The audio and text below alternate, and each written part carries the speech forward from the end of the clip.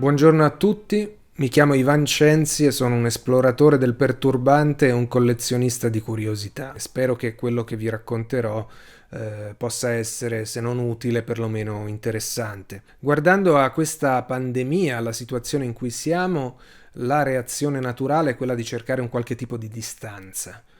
Qualcuno ha detto che stiamo vivendo l'equivalente della peste medievale, ma con i meme.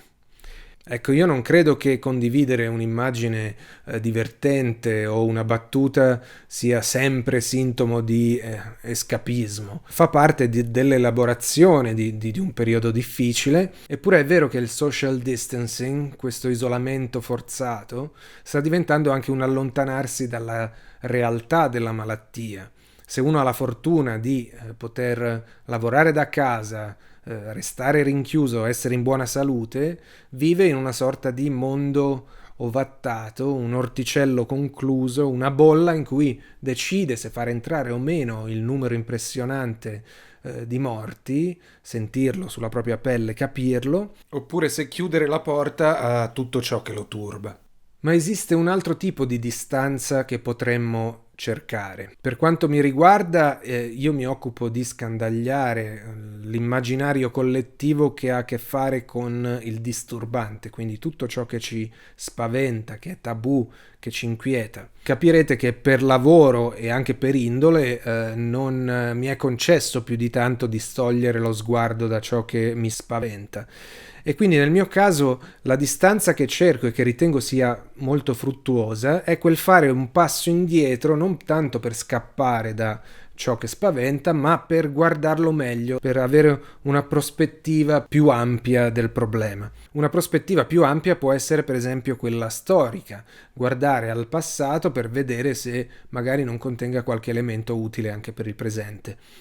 E se guardiamo la storia delle epidemie, la buona notizia è che ne siamo sempre usciti fortificati.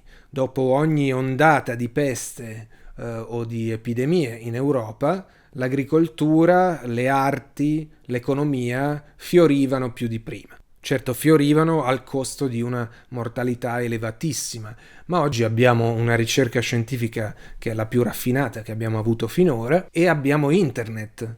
E quindi i ricercatori da ogni parte del globo possono istantaneamente condividere le proprie ricerche e un po' tutta l'umanità sta progredendo in senso alvearistico. Ma internet è ormai fondamentale anche per gestire il dolore, il lutto, la perdita. Sara Chavez, cofondatrice del movimento Death Positive, ha di recente pubblicato un articolo in cui consiglia alcune piccole strategie per gestire il lutto in absentia.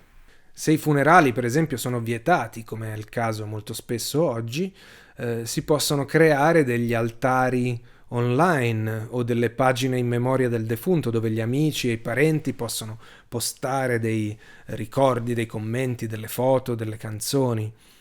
Si possono ad esempio organizzare delle cene a distanza in cui magari tutti i partecipanti preparano le ricette per cui era famosa la persona scomparsa. Se tutte queste cose ci sembrano un po' forzate, un po' strane, in realtà basta pensare che tutti noi abbiamo degli amici che non vediamo da una vita, ma con cui siamo in costante contatto tramite internet. Ma questo non ci impedisce di far sentire il nostro affetto, il nostro supporto magari nei momenti difficili. Ce la possiamo fare perché tutto questo lo stavamo già facendo. E sempre nell'ottica di fare quel passo indietro per avere una visione d'insieme, è sempre utile ragionare sulle narrative, cioè su come ci raccontiamo l'epidemia. Per esempio, da poco è uscito sull'Internazionale un bell'articolo di Daniele Cassandro sul perché è controproducente continuare a utilizzare le metafore belliche per parlare dell'epidemia e della malattia più in generale. Continuiamo a sentire riferimenti al nemico da sconfiggere, agli ospedali come trincee, ai bollettini di guerra, alle armi contro il virus. Ecco, trattare un'epidemia come una guerra ci rende docili e ubbidienti, sottoposti a una inespressa legge marziale e non c'è spazio per il dibattito, non c'è tempo per la critica. Ci viene facile, scrive Cassandro, affrontare un'emergenza sanitaria come fosse una guerra. anziché come un complesso problema sociale, culturale o di emarginazione di determinate categorie di persone.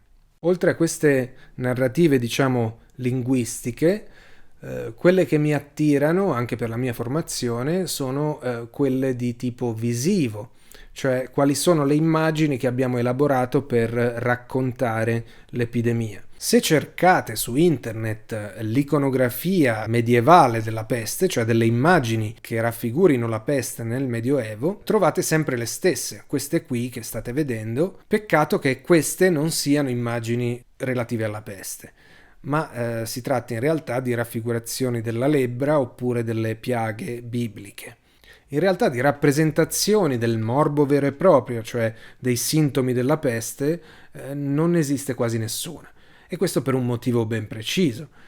La peste non ricopriva il corpo dalla testa ai piedi di piaghe, ma molto spesso creava un singolo bubbone, o sotto l'ascella o spesso sul collo. La malattia mangiava il corpo dall'interno e quindi raffigurare la malattia era pressoché impossibile in termini visivi. Ci rimangono alcune immagini che danno conto, per esempio, della tragedia, dell'enorme numero di morti sepolti. Ci resta, per esempio, un'immagine terribile che mostra gli abitanti di una cittadina dell'attuale Svizzera che bruciano sul rogo gli ebrei.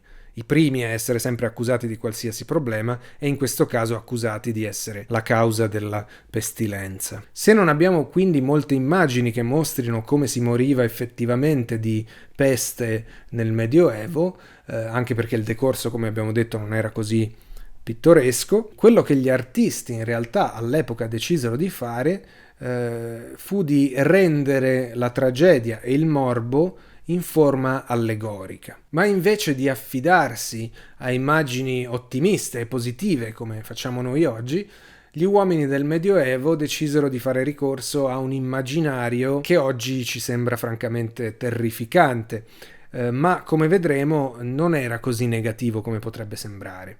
Uno dei primi motivi artistici ad affiorare in concomitanza con le epidemie che devastarono l'Europa è il cosiddetto trionfo della morte. La morte si fa personaggio, diventa una nera signora, una regina oscura che schiaccia tutti indistintamente sotto le ruote del suo carro e che con la sua falce miete le vite umane come si fa con il grano. E come scrive Alessio Tanfoglio, man mano che le raffigurazioni dei trionfi si diffondono e con esse una coscienza sociale tesa a sollecitare una meditazione sulla morte individuale, divenne evidente che l'elemento primariamente significativo era legato alla giustizia, all'equità che la morte portava con sé nella società. Ecco, la morte comincia a proporsi quindi come una sorta di rivalsa beffarda nei confronti dei verticismi politici e religiosi in una società in cui molto spesso il popolo era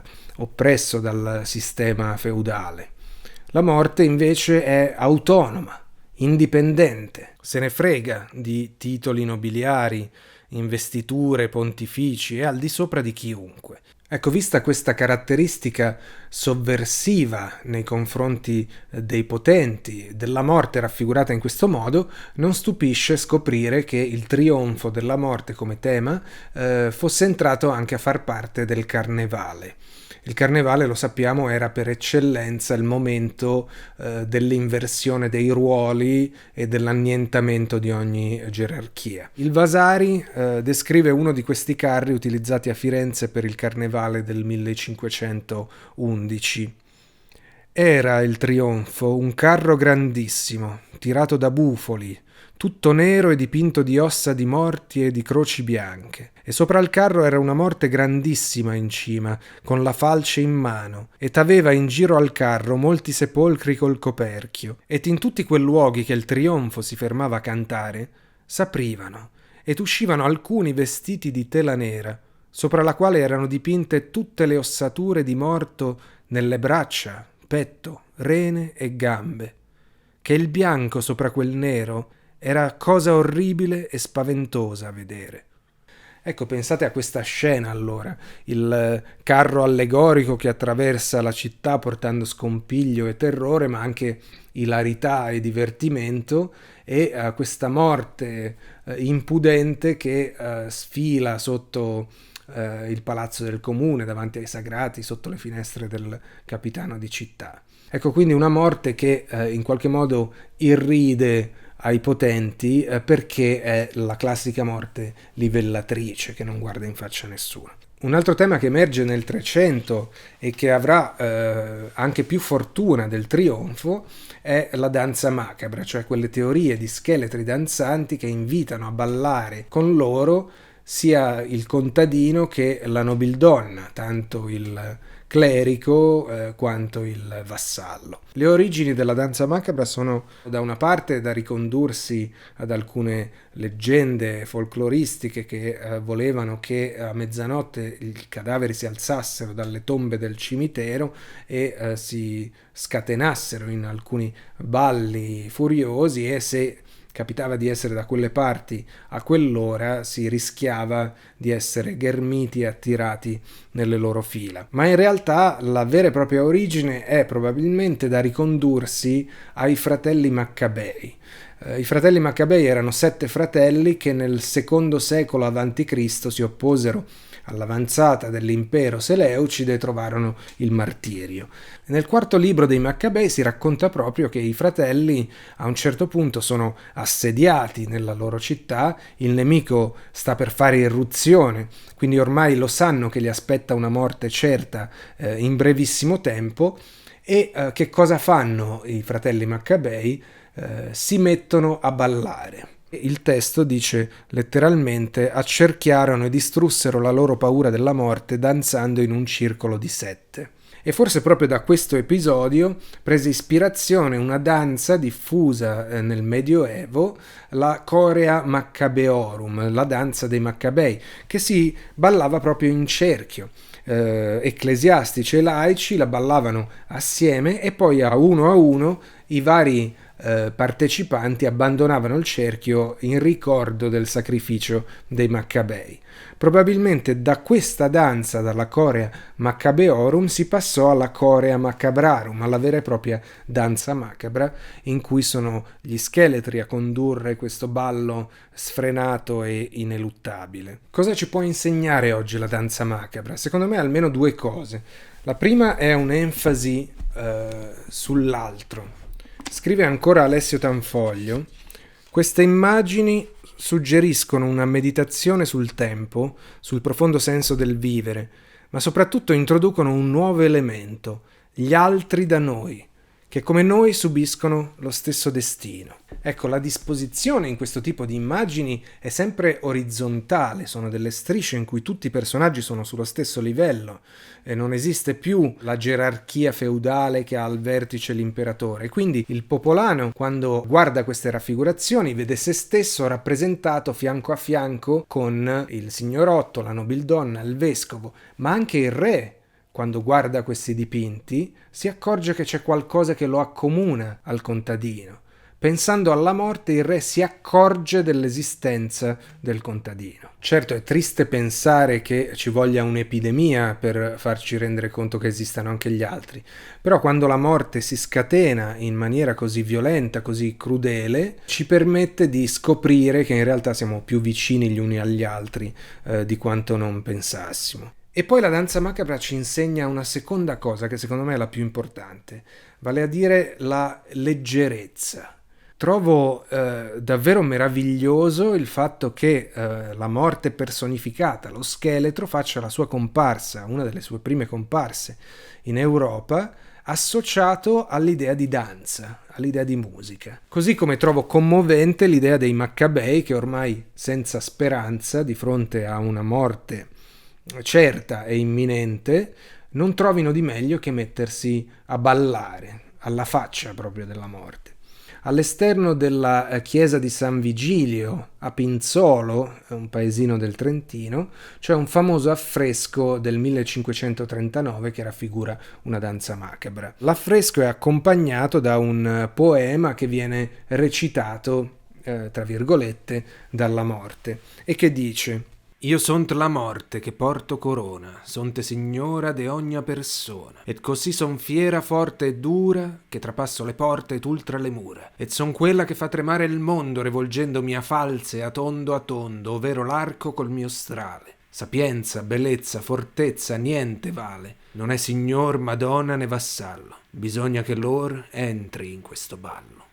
Ecco, nel 1977 Angelo Branduardi pubblica Ballo in fa diesis minore, una canzone il cui testo riprende quasi parola per parola questo che ho appena letto, La danza macabra di Pinzolo.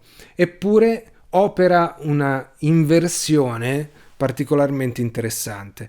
Il testo di Branduardi dice: sono io la morte e porto corona, io son di tutti voi signora e padrona, e così sono crudele, così forte sono e dura, che non mi fermeranno le tue mura. Sono io la morte e porto corona, io son di tutti voi signora e padrona, e davanti alla mia falce il capo tu dovrai chinare, e dell'oscura morte al passo andare. Ecco, queste prime due strofe che danno voce al personaggio della morte sono fedeli, diciamo, all'idea antica.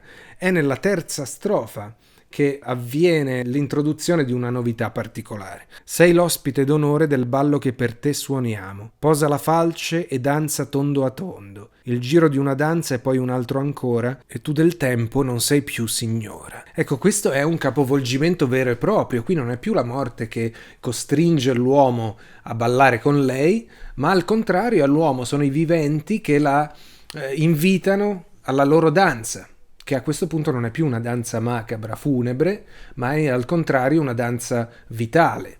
E per partecipare alla festa la morte deve posare la falce, quella falce che ruotava a tondo nel poema originale, ed ora è la morte a ballare tondo nel cerchio, nella danza circolare tipica dei balli in onore dei Maccabei. Invitare la morte a ballare significa saper procedere con piede leggero, significa comprendere intimamente che di fronte al mistero del mondo e della vita, quando siamo sull'orlo di un precipizio, non ci resta che danzare tutti assieme. Vi ringrazio e buona fortuna.